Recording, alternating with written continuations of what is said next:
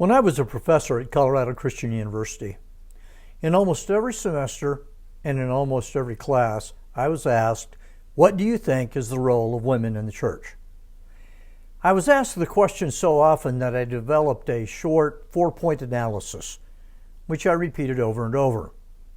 I said there is enough in my 4 points to make everybody mad, no matter what your position on the issue. I looked at the question theologically, historically, sociologically, and personally. First, theologically.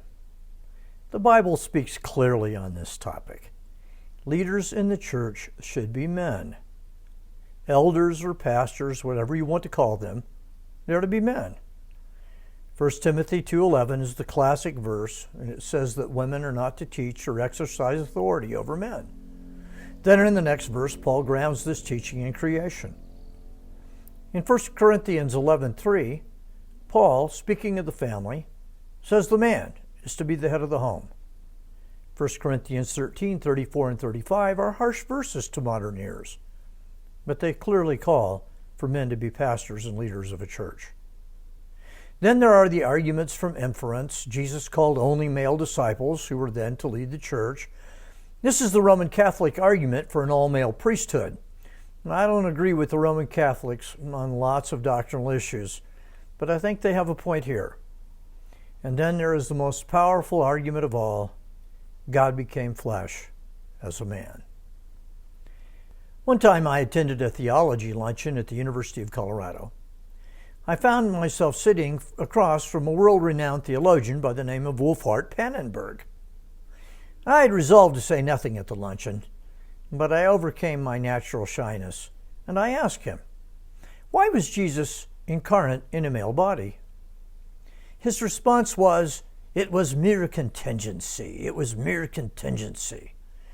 By that, Pannenberg meant that Jesus was making a concession to the patriarchal culture of his day.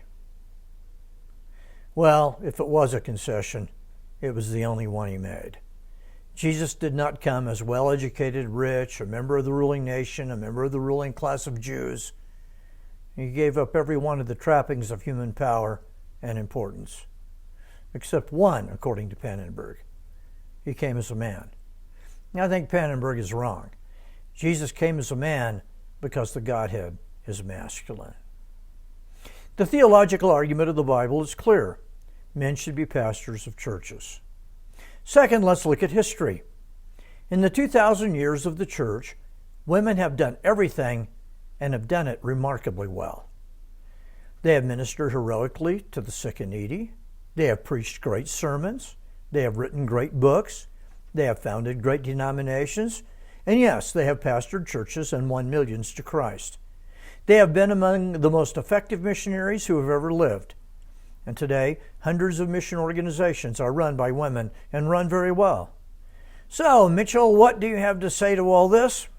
Praise God. Praise God for millions of godly women. Third, let's look at sociology.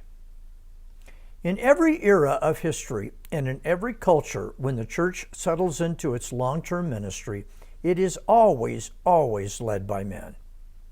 In Africa, where women missionaries preach the gospel and establish churches, those churches are inevitably led by men. In America, virtually every evangelical church is led by a man, even though there are millions of women who hold offices in our churches. Even in denominations that cultivate and encourage female pastors, the churches are still led by men. Pentecostals use the prophecy at the end of Joel chapter 2 to justify female pastors, and a number of women have served as pastors of Pentecostal churches, but even their churches are overwhelmingly male-led. David Murrow has written an excellent book, Why Men Hate Going to Church. He argues that the great crisis of American Christianity is not that women haven't been given leadership opportunities. It's that we can't get men to do anything. He says that the adult attendees in a typical evangelical church skew 60-40 in favor of women. In the mainline denominations, it is 70-30. The great need of the American church is not female leadership, it's male involvement. I was in seminary 50 years ago when evangelical feminism was at its zenith. I was certain that in coming years more and more women would be installed as pastor of our churches, since seminaries were already half or more female. But it never happened. It was a non-event.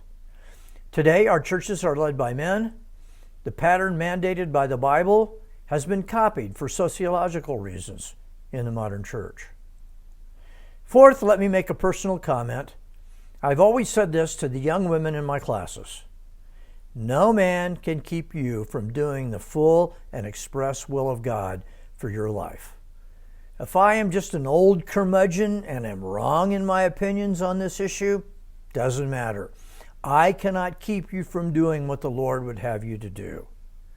Daily give your life to Him, and you will live the fullest life possible, and then take your seat in glory with Him.